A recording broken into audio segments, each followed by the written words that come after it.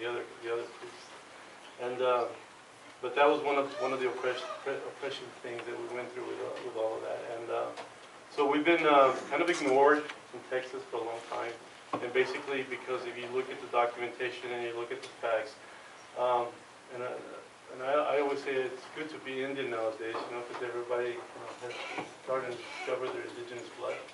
And but it wasn't cool before 1991 and Dances with Wolves came out.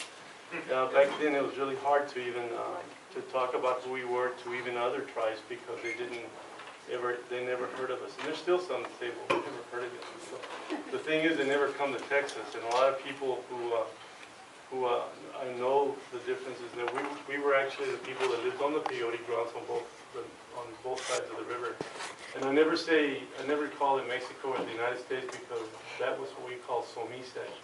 And those are the lands that we consider to be sacred for us all along that river. That river was the center of everything that we did. And each one of the bands with their clans would rotate on a circle, always moving westward from the east to the west, and then coming back up through the river all the way up to Taos. So, and if you sit and talk to the people in Taos, the older people, you'll find out that they had a relationship with our people here in Texas. And so what we've done is that in the 1940s, both my grandparents, they took like almost 24 lands north, and a lot of times, you know, we were defined by how many clans that you spoke for.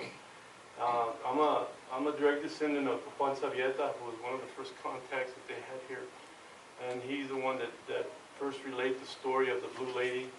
That everybody talks about the Blue Lady. You can Google the Blue Lady and you'll see about the story and who that was. But it was what we call the Blue Deer woman, and she brought us a dance and brought us some other things that we needed to do. You know, it only happened along the plains where these women would appear, like the white buffalo calf women. And but ours is documented. It was documented because the Spanish were thinking it was more like the Virgin Mary again that was appearing to us here. And so that, like, they used, they utilized, I don't know what they utilized the better word. They utilized, you know, the vision quest of Juan Diego, and to appear to be able to convert a lot of the people in Mexico to Catholicism. It didn't work too good here, and basically they had to bring in people that were already converted to Catholicism. They brought them into the missions, and so they were displaced from Mexico, a lot of them, and so that's where the Uto-Aztecan language came up. Our language is not Uto-Aztecan, it's Uto-Tahoan, and it's similar to the you know, Taos Pueblo people, and we have a lot of relationships. As a matter of fact, I'm part Tesuque Pueblo, which is one of the northern pueblos. There was always that relationship with the Carrizo from here, and so there's also a relationship with, you know, the tribes that were pushed, the northern tribes that were pushed into Oklahoma, into Indian territory. We fought down to tooth and nail, and in the 40s, both my grandparents moved out of South Texas, where they were working cattle ranching, and they were real good horsemen. My dad, my father, even my aunts, you know, they were good horse people, and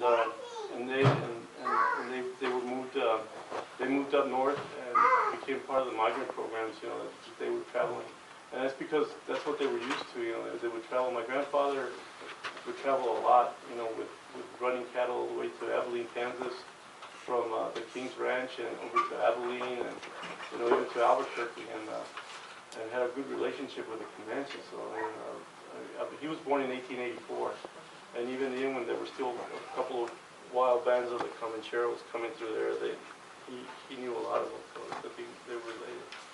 So those kind of things are the stories that I grew up with, that I understand. I can tell you stories about Enchanted Rock and what it means.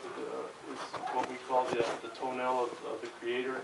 In our language, we say Yaunak Akio, which means the God that went above. Akio means God, and Yaunak means went above.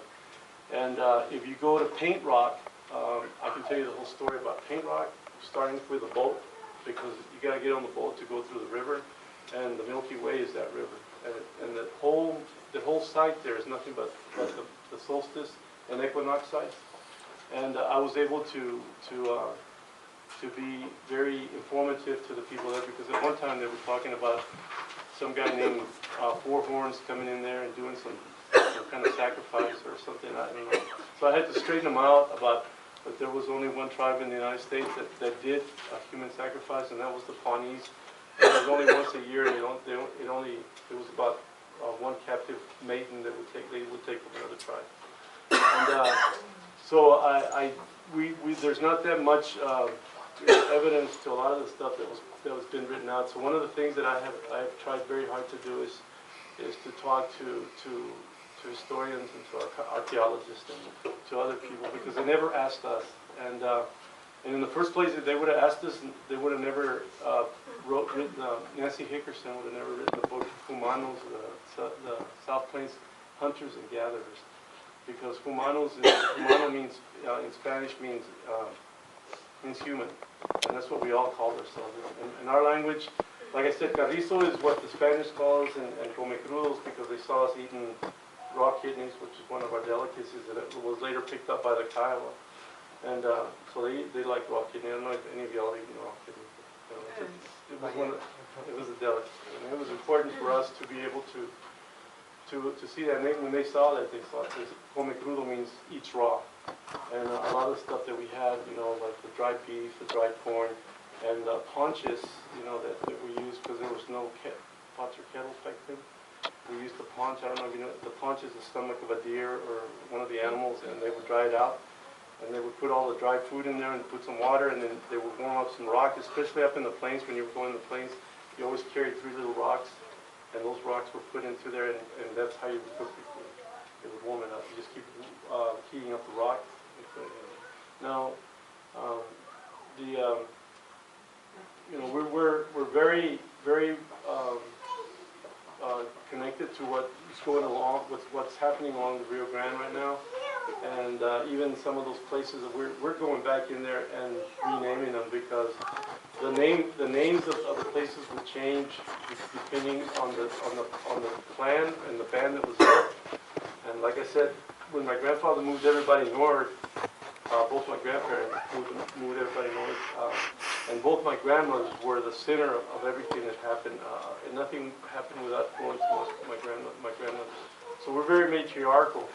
And there is one article that I have that talks about a woman named Panchita, and she is declared a chieftainess of her clan. Sorry. And she's considered a chieftainess, the only woman to be called a chief in the United States at all. So, I mean, that says a lot about the way our sociological levels were set up within the tribe. But when they moved up north, they did it because they didn't want to be Mexicanized.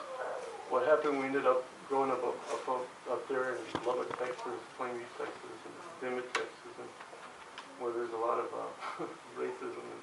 So, but we were very much Anglicized. So a lot of us became a lot of athletes, and we were into our music and our sports, and we had to learn to decolonize ourselves from a lot of that, especially when it came to my grandfather, who, like I said, was born in 1884, so was my grandmother, and he died in 1981, which would have made him, what, 96, 94, something like that. And so he was a very knowledgeable man, very patient, very quiet. My dad was the same way, but my dad was hard of hearing, and he utilized that against the racism that was there. He acted like he never heard them say, you can't do that because you're not the right color, and he would go ahead and do it. So, and he did a lot of good things up there.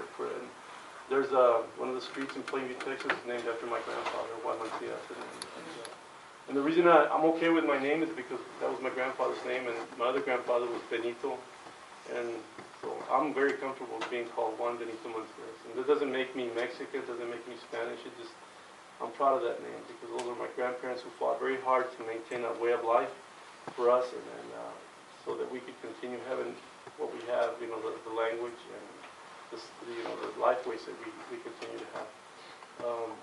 I try to stay away from the words prayers because we don't have a word for like that in our language. I don't use the word ceremony because that's not a word in our language. We do have words like, life ways, that this is the way that I live, and Panayo Wen, and we say Yo Wen, and Fayesel, and so things that are in our language, and that's why, that's what we're trying to do, is we're trying to keep that alive, and it's been real difficult, and especially with all that's happening, to the earth here in Texas, what we call Comecrudo, and what's happening in West Texas, and of course, with a coal mine that just came open in Eagle Pass, we had a big turnout there for our people, and with the American Indian Movement, the Sierra Club, and everybody that was there. Really made a good showing, and I think but we've been fighting that since I think my oldest cousin was fighting it back in, I want to say 79 or 80, somewhere in there, and basically because those things are important to those are sacred sites, and they shouldn't have dug it up, because what you're digging up, and I think there was a man on, and there's a book. I wrote a book, and you're welcome to read it. And it's everything that everybody's talking about today. I was talking about 25 years ago, and basically because I heard it from my grandparents, I heard it from my elders, and I put it on paper so people would know what was going on in that. And that's why I see what's happening. And I've been, and I don't want to say it's a fight, but it's just a struggle to maintain who we are. And that's what we try to do. I really want to be able to right now, one of the biggest things that I think is a positive thing that's happened with the pipelines in West Texas, which is nothing positive about it, is that the people that are there that call themselves humanos, we have all come together, and before you know, we're gonna have this big amount of tribal people making a stand there, and we're planning to put an encampment out there. And that we're, I know that a lot of people think that, that we're one people, and we are, but I think a lot of times we have to learn to live with our differences, and that's important. Now, we don't have anywhere to go. We're one people on this earth, and we got to learn to live with it. And that's the important thing. They just don't, and when I say they, I'm talking about, the oil super PACs that are out there putting money and getting what they want. And I know November 3rd we're going to be gathering at the Texas Parks and Wildlife, to raise a little cane with Mr. Warren and the governor, and I think it needs. I hope it's a lot, and there's a lot of. The people that I've talked to, they're bringing anywhere from 20 to 30 people, and I think if we can just pack that whole place up and just bog it down for a while.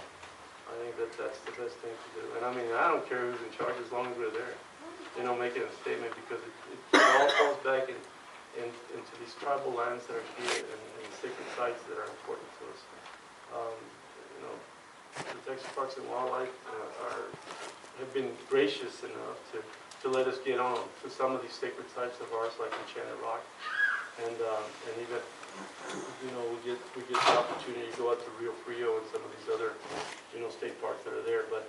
When it comes to the Big Bend area, it's like, I don't know what's going on there. There's a lot of federal, stuff that's involved in it.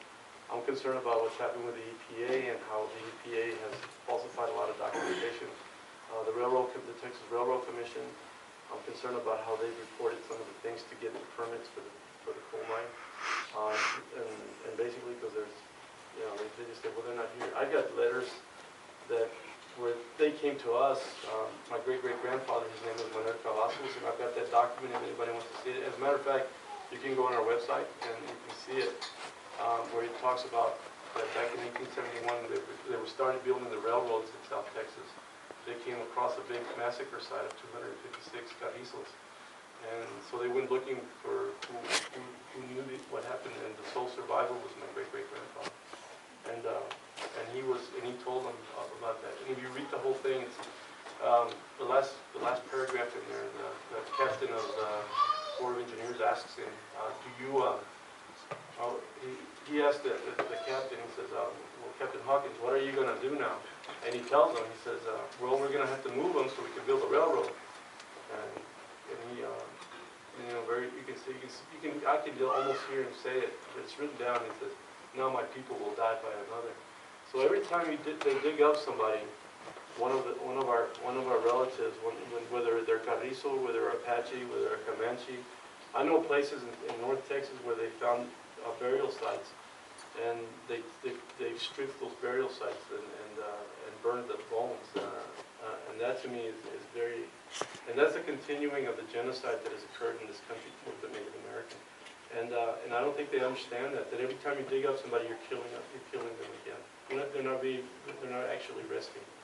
And I mean, when they talk about rest in peace, I think it's important. What else? Well, I think people would. You gotta move Ron's truck.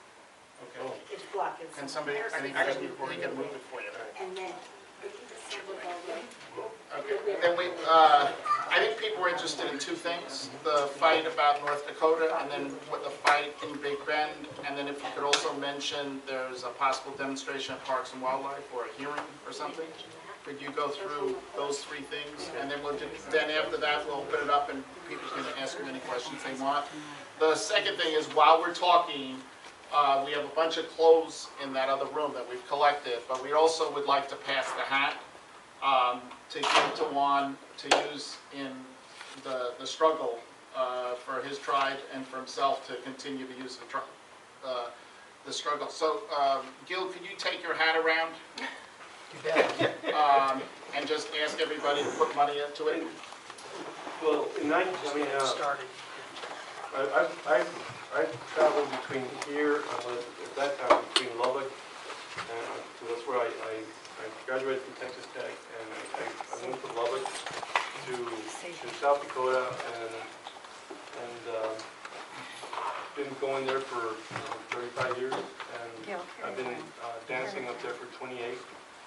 And so I have a lot of relatives. You know, I've actually gone to just about every one of their lifeways, the 7 lifeways that was left.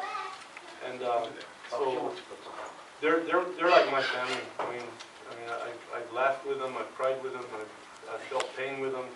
So when this whole thing happened, and I could see it happening, because the young men that actually started Sacred Stones Camp are my nephews, and my grandsons, adopted. And so I saw them.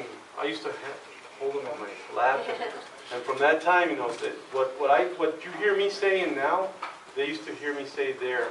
I was really touched when one of my grandsons said that he remembers me talking about who was the enemy, because my grandfather pointed that out to me, and that's why.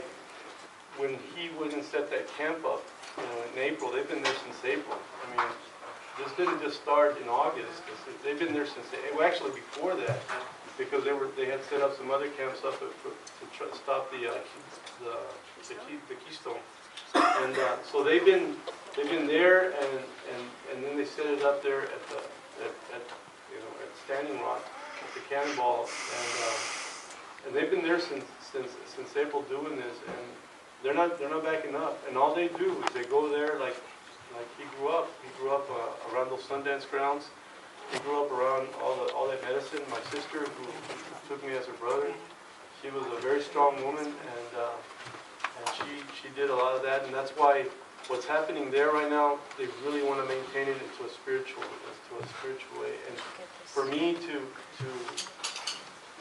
not go there, and for everything that they've done for me, because I went there for one thing, and that's to help my people wake up in Texas, and that was basically to understand those tribal identities, and that's why I went there, and 28 years ago to dance, and I've been there since then. And several years ago, they even asked me to be the Sundance chief up there, and that says a lot about.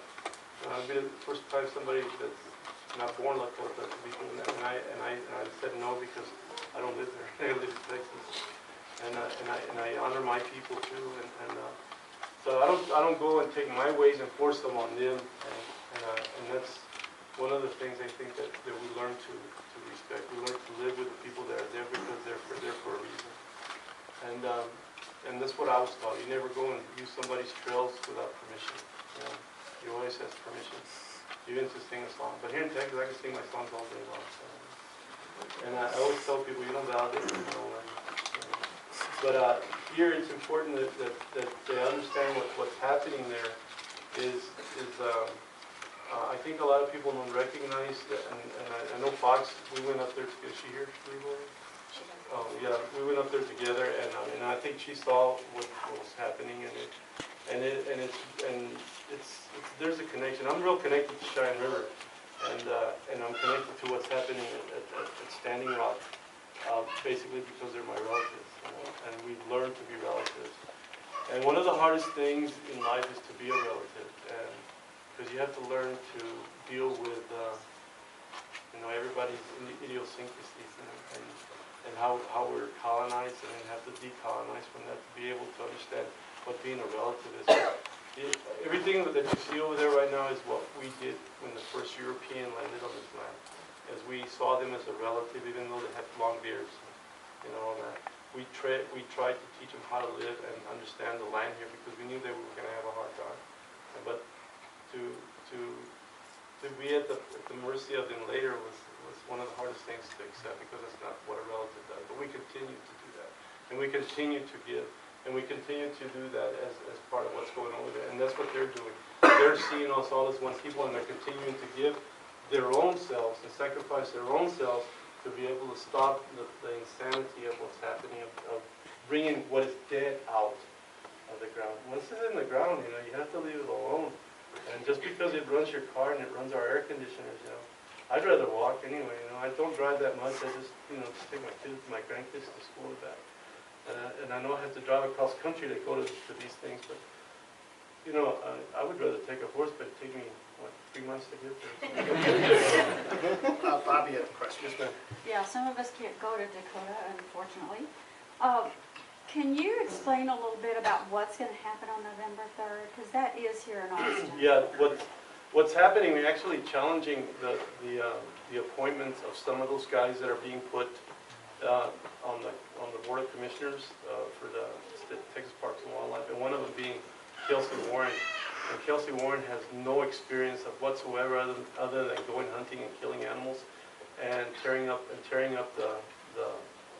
the earth to put whatever he wants on it. We were in Lajitas 3 weeks ago, and there was just a few of us, but we were there. And what we need to also do is to look at not only them, but look at everything that he holds part of, like stripes.